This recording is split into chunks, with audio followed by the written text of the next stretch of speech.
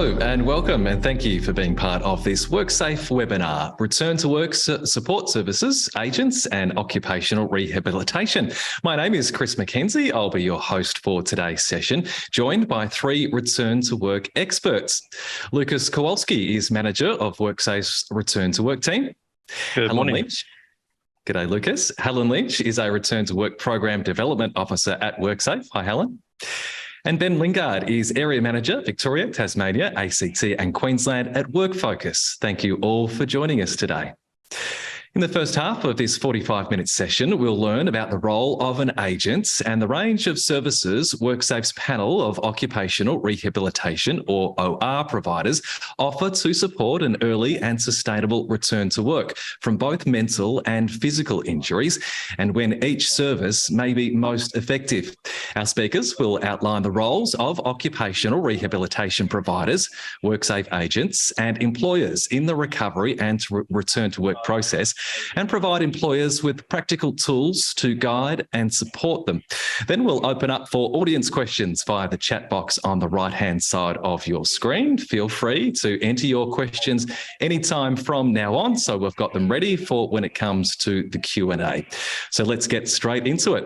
Starting with you, Lucas, could you please outline the roles of an agent versus that of an occupational rehabilitation provider with respect to the recovery and return to work process? I can, Chris. So we have a panel of four agents in the scheme. They are delegated the management of our claims. So employers will submit a claim form post a worker sustaining an injury to their agent. And about 3/4 of injured workers will return to work with support predominantly from their employer and also from their agent. So an agent will introduce some support via the roles such as the case manager and also other dedicated roles such as a mobile case manager and also a mental injury specialist. But there is also that other group of workers that will require some additional tailored support with their recovery and return to work. And to offer that support, we have a WorkSafe approved panel of 23 occupational or OR providers. I guess the key difference between the two is the background of the individuals delivering the support. Our occupational rehab providers come with extensive backgrounds in allied health, rehab counselling and other professions that guide the support that they offer.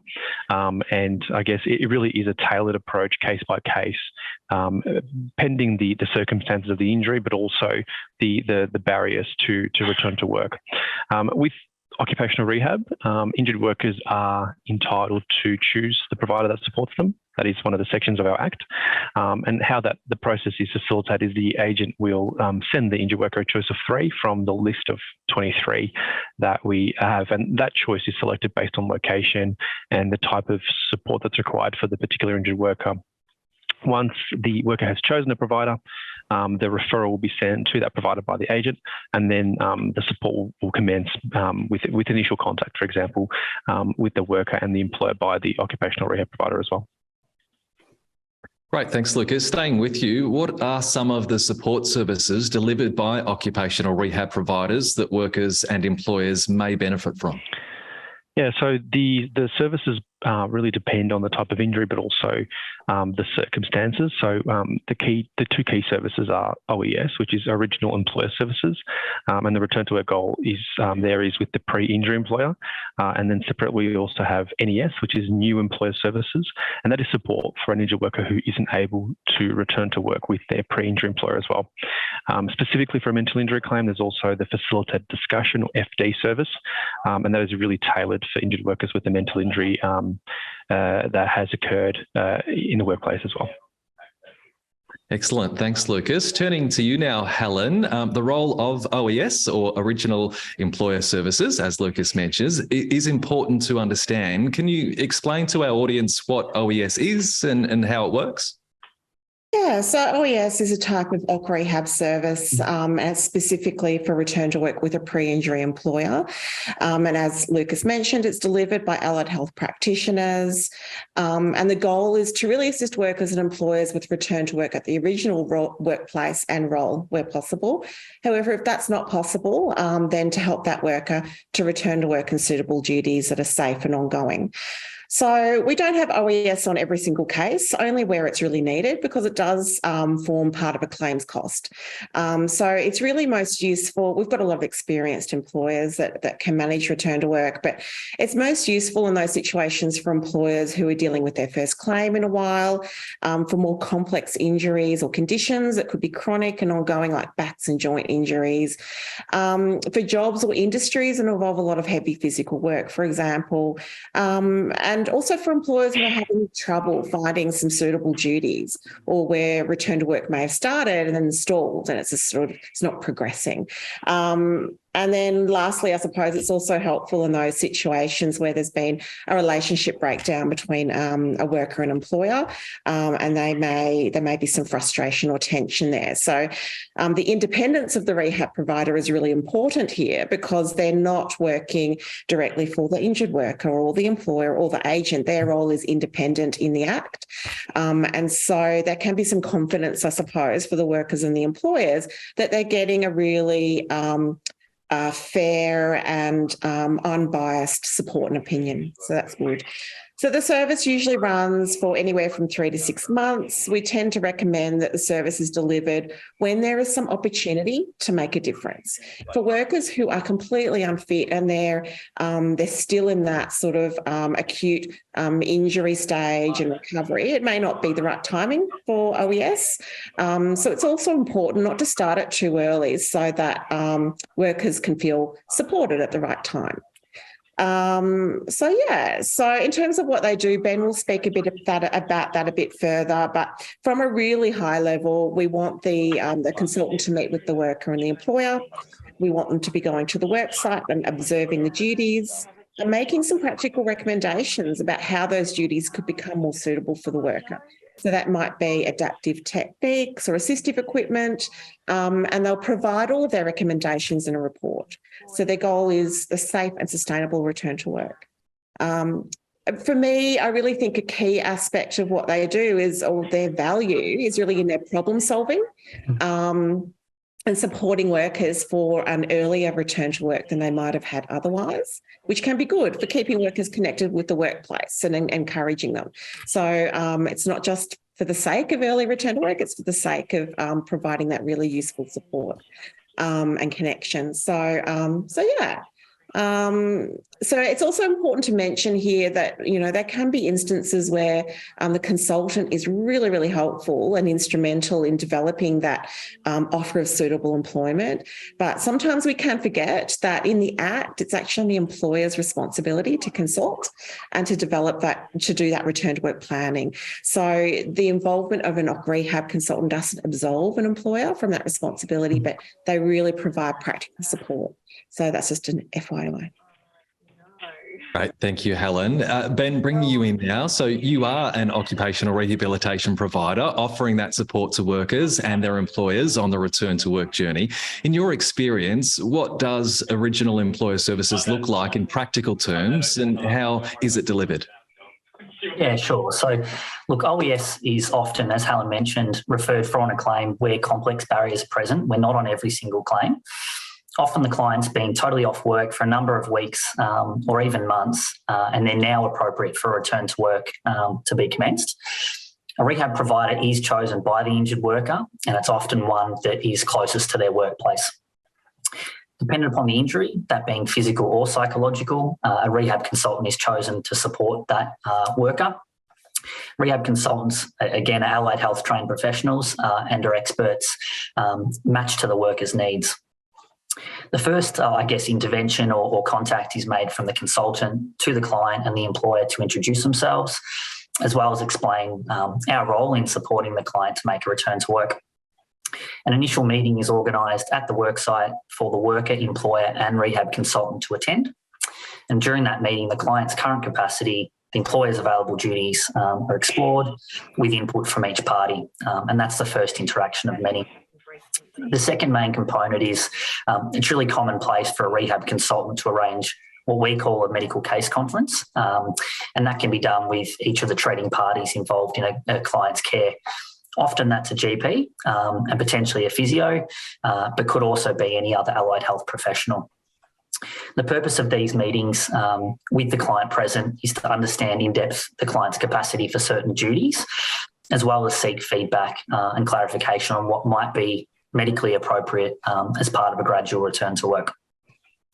Important to note as well that no return to work plan is ever set in stone, and while efforts are always made to make sure that it's a success from day one, the reality is we sometimes hit some roadblocks. So for that reason, we're involved in the client's care and return to work coordination until they are back at that point of 100% productivity.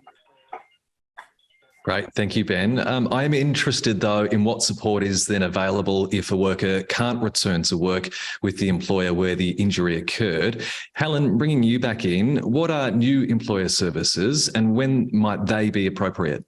Yeah. So look, there'll be some workers who, despite all attempts and efforts, they just can't return to work with a pre-injury employer. Usually these will be, conditions that haven't completely resolved. The worker, for example, might be in construction or a labouring role, and they may have a back injury. So they've got permanent restrictions on lifting, for example. So in these instances, these workers will be assisted to prepare and look for other types of employment. And that's new employer services. So obviously finding a new job is a lot harder than keeping your pre-injury job. And this is where we have the experts step in. So there'll be vocational advisors that will assist and employment experts. And they'll help these workers to identify types of employment that will be suitable based on the worker's qualifications, their past experience, their work capacity, and their work capacity as a result of the injury. So some workers will be able to start job seeking straight away if they've got job options within their existing work capacity. However, there are many workers who will find themselves having to make monumental shifts in their work life and their careers and their future incomes. So for these workers, they may need help with some retraining. It can take time to prepare them for the right role or to find new employment since they're competing for jobs out there on the open job market with other people. So that's why it's really important to try to help workers to stay at work with their pre-injury employer before we move into this consideration for new employment services. So our goal is always to help workers to find new employment, also that won't disadvantage them compared to what they were doing previously. And ideally that new employment will also help them secure an income that's similar to what they had before. Thanks, Helen. So Ben, back to you. Let's say that one of the agents has referred a worker to you that can't return to work at their pre-injury employer. What does new employer services look like here in practical terms? Yeah, so look, it's a matter of our new employer consultant, often a rehab counsellor, reaching out, speaking to the worker via phone, introducing themselves. So often, as Helen mentioned before, a lot of our NES clients have often received original employer services prior and may well still be engaged with that original employer and have a general understanding of the role of a rehab provider. So it's always easy to get a job when you've got a job, and having a recent work history on the resume is certainly a big tick. The rehab provider will firstly schedule an initial meeting at one of our offices closest to the client's location. And a little bit different from OES, that meeting is only attended by the worker and not the pre-injury employer. The purpose of that first meeting is to explore the client's work history, education, skills and interests. The idea being to align these to available job options in that worker's region. And it's important as well that those roles suggested by the rehab provider are also run past the treating practitioners, often a GP, so that they too can comment on the appropriateness of the roles as well as match the client's capacity to the roles we're putting forward. Often the clients that engage in new employer services have been employed in that pre-injury role for a substantial amount of time, often years at the same employer or in a very niche or narrow job role. That can make the job search process quite daunting. It's therefore our role as rehab providers to prepare the client to job seek independently, guiding and coaching them along the way. We assist with the logistics. So, for example, explaining and setting up, what is a Seek account, as well as sourcing job opportunities, and working with each client on things such as interview skills and appropriate preparation for those interviews. And while there's no fixed time frame for a client to commence new employer services, often earlier is better, and a recent work history, whether that be with the pre-injury employer still, is a massive advantage when job seeking. Excellent. Thanks, Ben. And Helen, as you mentioned before, it sounds like workers can face challenges in finding new employment since they're now competing on the open market. How are workers supported through those challenges during new employer services? Yeah, so finding new employment can be really challenging for workers with an injury.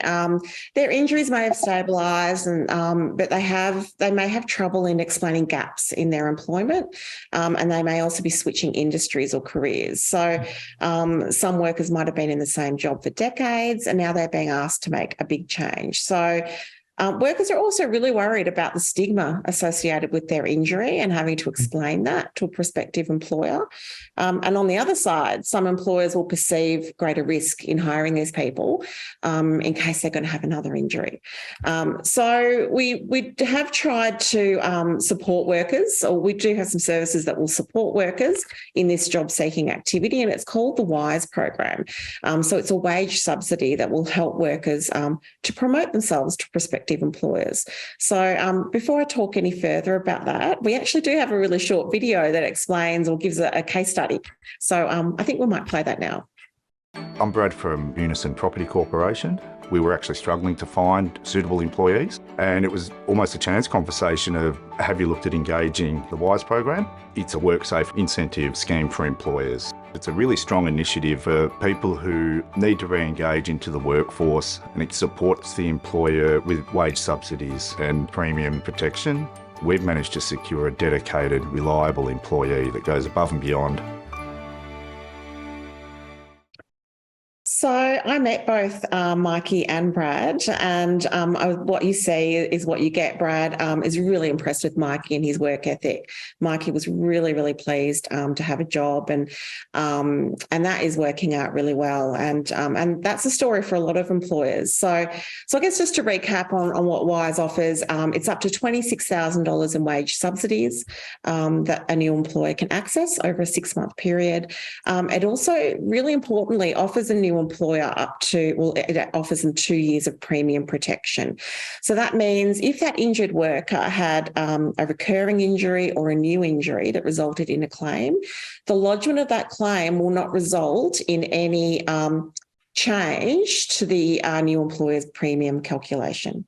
Obviously, all other factors that feed into that premium, that will still occur, but for the purposes of that injury in that worker, the premium is protected. But it's quite interesting that, we obviously have this premium protection, but the actual perception of risk is probably greater than what it is. We looked back at all of our WISE placements that we've ever had, and less than 1% of those workers had another claim. And among those, all of them were less serious injuries, you might say. So there was an earlier return to work than there was for the first injury. So we've got a lot on offer there to help workers with negotiating the employment market, to support them in approaching prospective employers. And on the flip side, there's something that's really valuable that could be of interest to some of the employers who might be listening. Most employers are eligible for WISE if you have a workers' compensation policy somewhere in Australia. There are a few exclusions, and it can be used to hire a worker for 8 hours or more a week. So yeah, something to consider. Thank you, Helen. Ben, could you maybe give us an example of where NES and WISE have been used together to support a safe and suitable return to work? Yeah, sure. Look, a good example that comes to mind is a worker we supported recently, and he had been engaged in OES, completing a few hours of light duties each week while he was recovering from his injury. We then received medical information from his treaters that it will be unlikely that he would return to that full pre-injury role, which was as a road maintenance worker pretty heavy and physically demanding. He had been employed in that role for 10 years and also had a history of truck driving. So what we did while his return to work continued, I think he was doing about 12 hours a week of suitable duties with that pre-injury employer.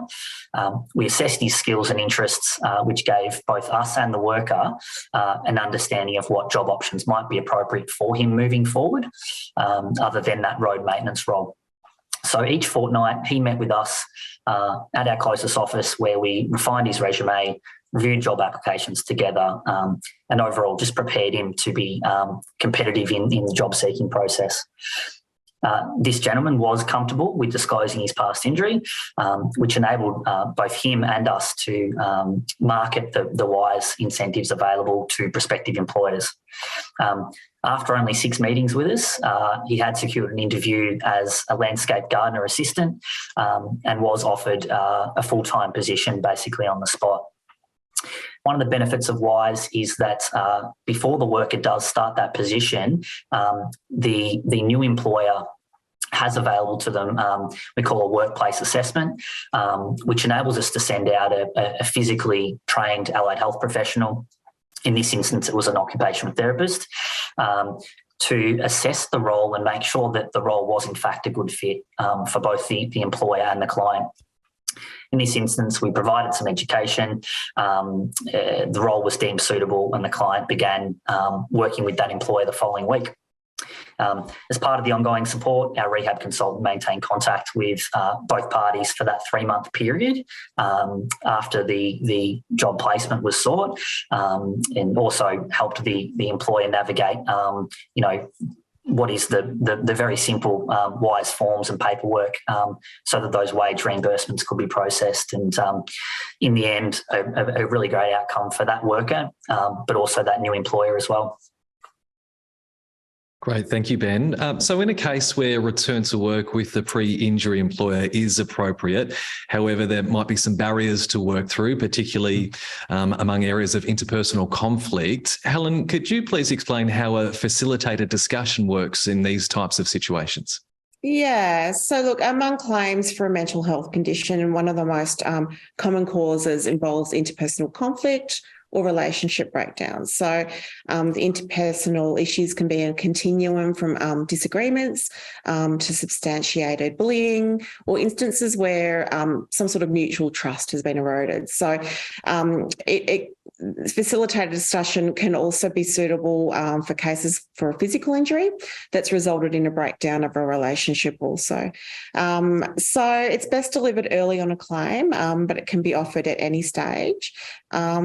The goal is to support a worker and employer to have brave conversations, improve mutual understanding, and explore whether or not or how return to work might be possible.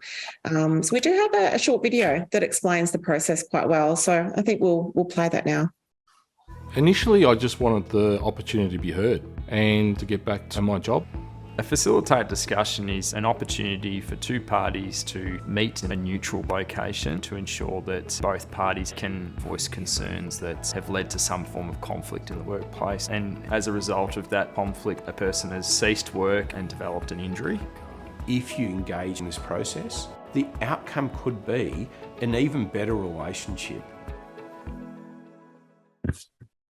Yeah, so that's a bit of an insight into facilitated discussion. Not all of our OR providers are approved to deliver FD, but most do have at least one consultant that has the right and approved skill set to deliver that service. If you happen to have an OR provider that doesn't have an approved consultant, that's okay. The agent can always refer to somebody to deliver that part of the service and then come back to the OC rehab provider that the worker and you've been dealing with. So yeah. Thank you, Helen. Facilitated discussions do look very powerful. Ben, could you please explain the process to us and how it can benefit both employers and employees, and maybe give us a brief case study? Yeah, so look, a facilitated discussion, or FD as we call it, is a really great way to open lines of communication between persons involved in workplace conflict, and it is used to explore potential solutions to assist workers back to work with that pre-injury employer via the OES pathway eventually. So for the process, firstly, the FD explanation brochures are sent to the worker, the employer and the treating parties to introduce the service. The service must be completed by a trained and WorkSafe accredited mediator. And as mentioned before, not all OR providers deliver that FD service. The service is broken down into a couple of parts, Part A and Part B.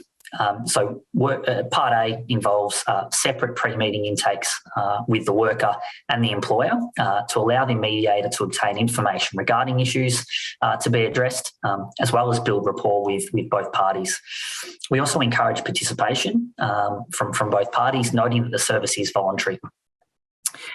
Once this has been completed, treating health practitioner support for the FD is sought to confirm the worker is actually able to participate in the meeting from a medical standpoint. Once the worker and employer have confirmed their participation and treater support is clear, Part A of the report is submitted, and obviously we can move on to Part B, which is the actual meeting and bringing together of the parties. That can be conducted in person or via a telehealth meeting. Obviously, a bit of a COVID requirement across the last couple of years, and that's dependent too on the worker's comfortability in actually meeting face-to-face with the employer at that stage. And following that point, whether agreements are reached or not, Part B of that report is submitted to all parties. A subsequent FD meeting is also offered to all parties if that's required to address the implementation of agreements reached at a later date. Now, you're after an example. I'll share one that we've recently done. We had a worker who was originally referred for OES, Original Employer Services. It became really apparent early on that workplace conflict had prevented a return to work for that particular client up to that point. So immediately understanding that the conflict was at play, the OES consultant contacted the GP and gained support for the FD service to commence instead of OES at that point, prior to any return to work planning commencing. Part A, or the worker pre-meeting intake, was conducted via phone as per the client's preference. Then the employer pre-meeting, Part A, was conducted via telehealth. The employer was initially reluctant to participate, but after some conversations with our mediator, they began to understand the potential upsides that the FD meeting had to support the worker to make a gradual return to work. Part B was then conducted, was via Microsoft Teams, given the employer and the worker lived a few hours from each other. That meeting focusing on reducing barriers to a return to work, as well as finding some agreement around preferred communication methods and standards between the parties.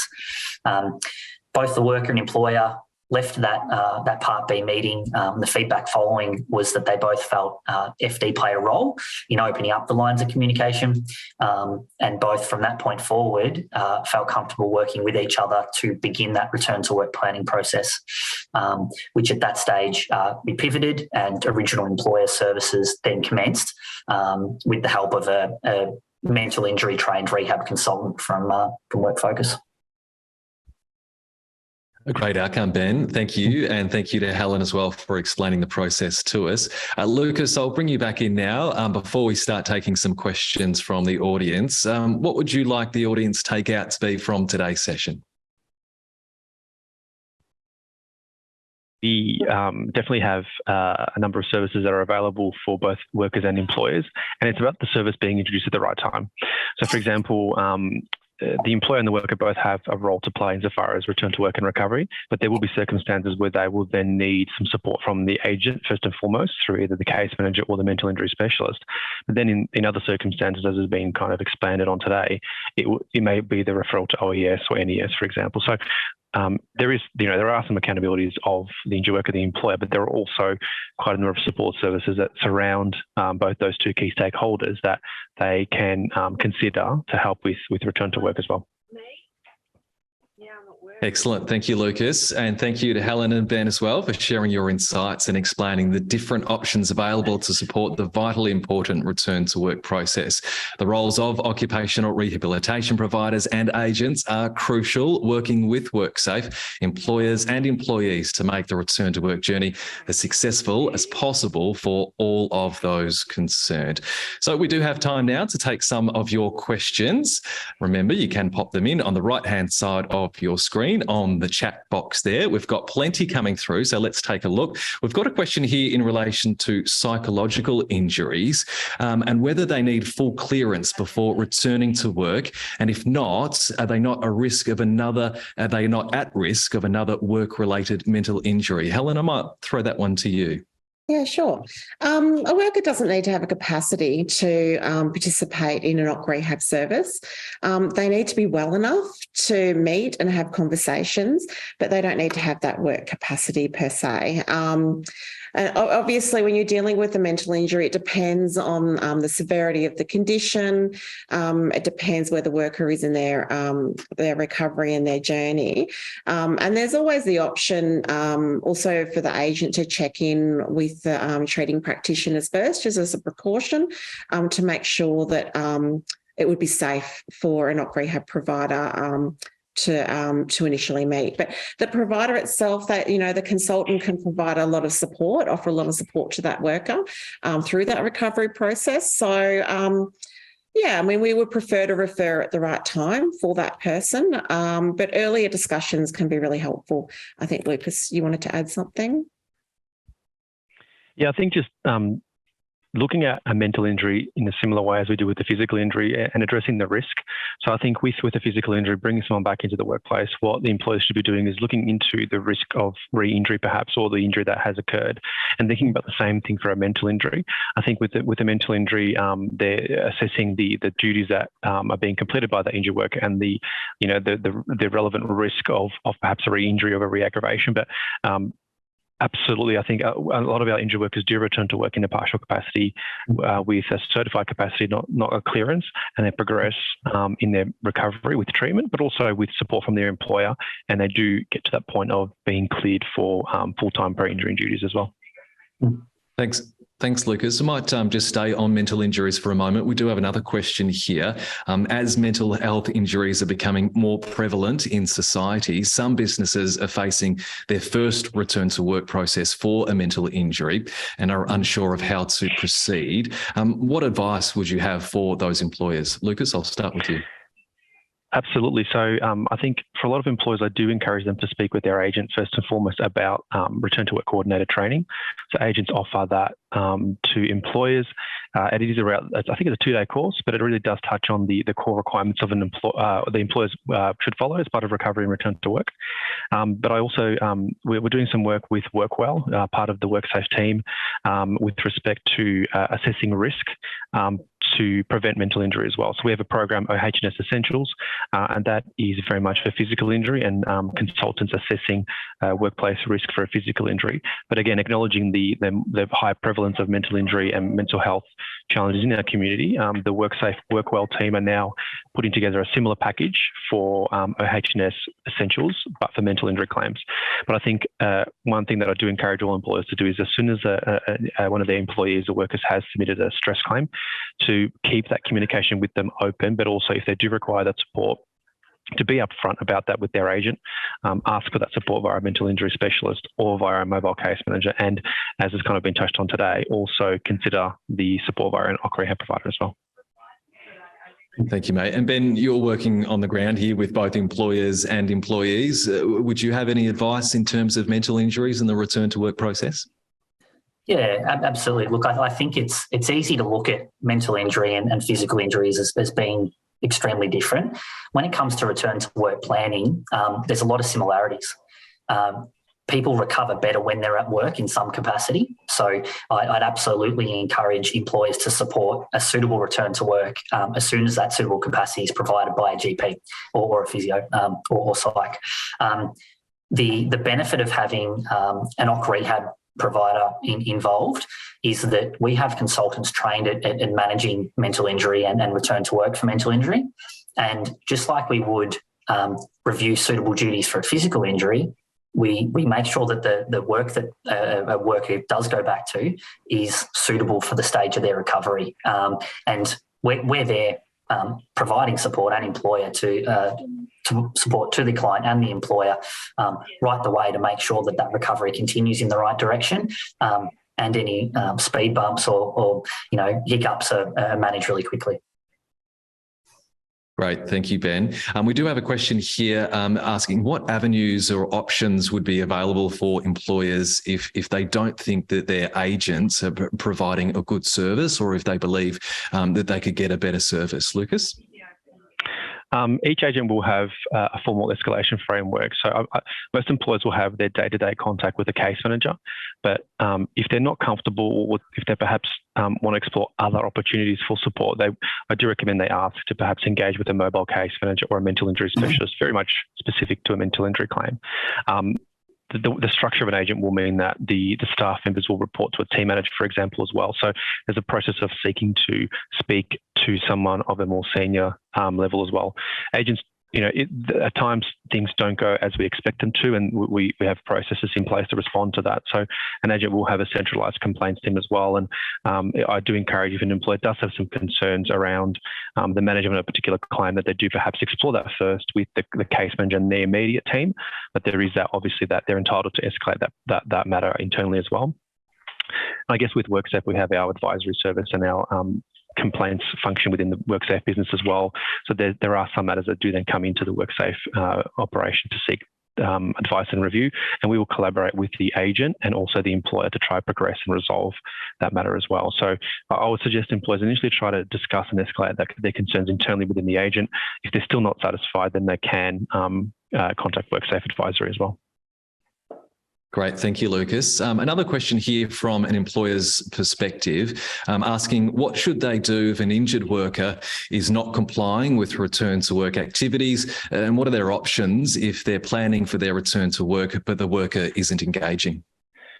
I'll start off, but then I'll throw it to Ben as well. But I think it's not uncommon because but what I find typically we do is we want to understand what hasn't happened leading up to that point.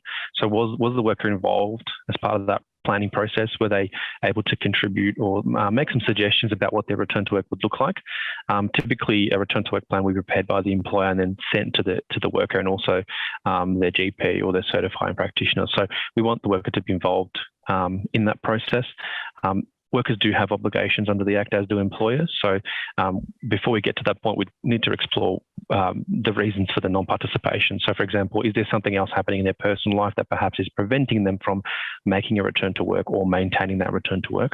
Do they perhaps not feel safe or supported in that return to work? So one of the things that we do encourage agents to do is have those open conversations with the injured worker and their treating team, for example, via a case conference as well. But I might throw to Ben because he's got some of the practical advice as well. Yeah, I think it's a matter of setting the scene early on as a rehab provider that being at work is good for recovery. And obviously workers and employers both have obligations in that return to work process, and that initial meeting does allow us to set the scene. So it certainly isn't uncommon that sometimes that return to work path can get a little bit messy. But I guess having a rehab provider, or even from an agent perspective, a mobile case manager involved, means that any deviation from what's best practice return to work is picked up really quickly and resolved quickly. Great. Thank you, Ben. Lucas, are injured workers required to disclose their injury or claim to prospective new employers? It's definitely a tricky one that does come through every year in our Health and Safety Month webinars. So it's probably one that's more of a legal question than something that we can respond to insofar as the Work Act.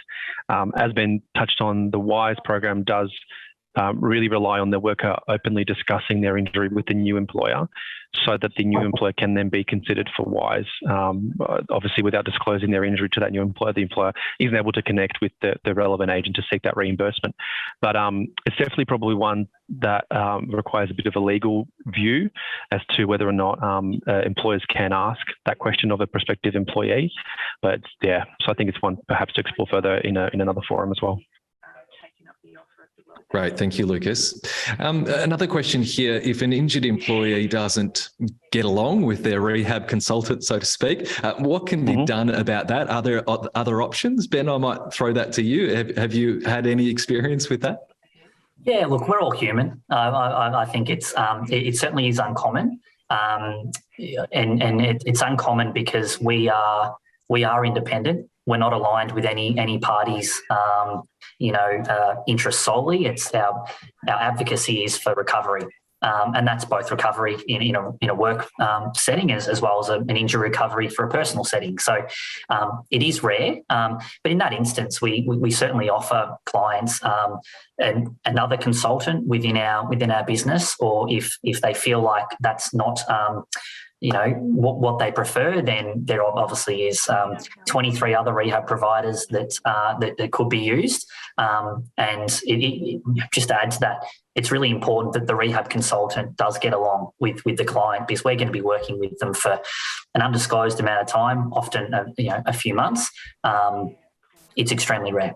A technical question here, Lucas. If an injured worker leaves a company, either through retirement or leaving otherwise, can they continue to claim medical expenses through that employer? Yeah, so typically the reimbursement for either weekly payments or medical expenses will continue unless either the worker has returned to work full time, being cleared, or the injury has resolved. So agents will periodically review the entitlements of an injured worker for both medical and life expenses and also weekly payments. And they will then advise the injured worker with a relevant notice period as to if there are any changes to their entitlement. So, for example, if a review is undertaken as to whether or not someone continues to be entitled to physiotherapy treatment for their physical injury, there'll be a process of giving notice to that injured worker. But yes, they can continue if they have moved on. The review would include whether or not the need for that treatment continues to be related to the injury that occurred with that employer. But if an employer does have some concerns around one of their ex-employees perhaps continuing to access treatment for an injury, I do just encourage them to speak to their case manager or the agent about whether or not that continues to be appropriate within the meaning of the Act. So the agent will also always refer back to the Workers' Compensation Act and to assess whether or not someone is entitled to medical and life expenses and or weekly compensation as well. Great. Thanks, Lucas. We do have another question here in relation to psychological injuries. Someone asking how they would support a worker with a mental injury if they're not interested in engaging with the employer, but the GP is on side, but the psychiatrist disagrees with the GP and there might be conflicting advice there. How do we approach that?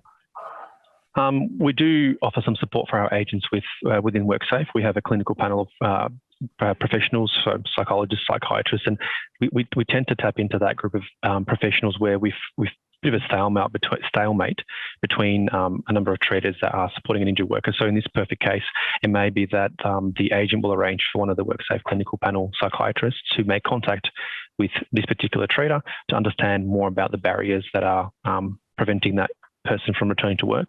The challenge is also the communication between multiple treaters that are supporting an injured worker is sometimes non-existent or very poor, and therefore the understanding of the worker's true capacity isn't clear. So what I mean is the GP may not be regularly speaking with the psychiatrist in this case to understand what are the barriers, and therefore that's then occurred with one provider supporting capacity and one not. So again, the mental injury specialist at an agent may also complete that contact and speak to the psychiatrist, but it can be either the agent or WorkSafe directly contacting the treater to really work through those barriers. But then also to promote the support services that we do have, because it can also be that the psychiatrist may feel that the safety of the worker may be at risk if they do return to work. But if we introduce support ABC, that could change their view a little bit as well.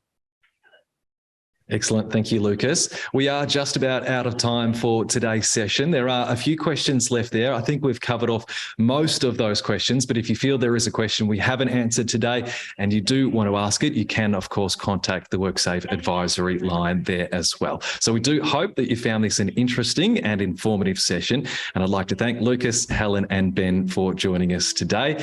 This webinar will be available online via WorkSafe's website next month, so you can view it at any time. We are also interested to hear about your experiences and feedback of WorkSafe Health and Safety Month sessions and the overall event so far this year.